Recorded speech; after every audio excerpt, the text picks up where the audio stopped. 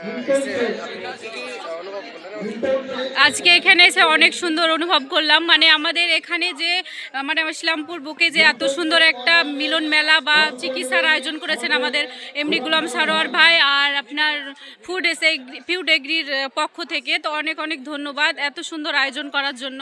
আমাদের মানে নিজেকে গর্বিত মনে হচ্ছে যে ভিডিও করা নিয়ে অনেকজন অনেক কথা বলে, তার মধ্যেও এত সুন্দর একটা সম্মান দেওয়া হলো।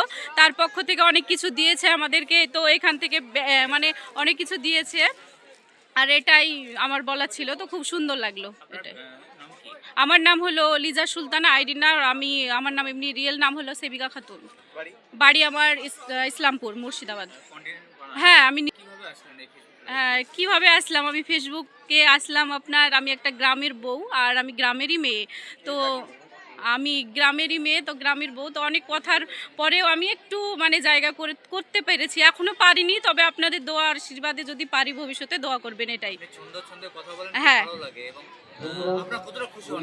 হ্যাঁ, আমি আপনার মানে ফেসবুকে যারা লাইক কমেন্ট শেয়ার করে কমেন্টে জানায় আমাদেরকে, তাদের কমেন্ট দেখে অনেক সুন্দর লাগে, ভিতর গর্বিত মনে করি। হ্যাঁ, কয়েকটা ছন্দ বলুন। আমি আমি যেটাতে ভাইরাল হয়েছি সেটা বলছি।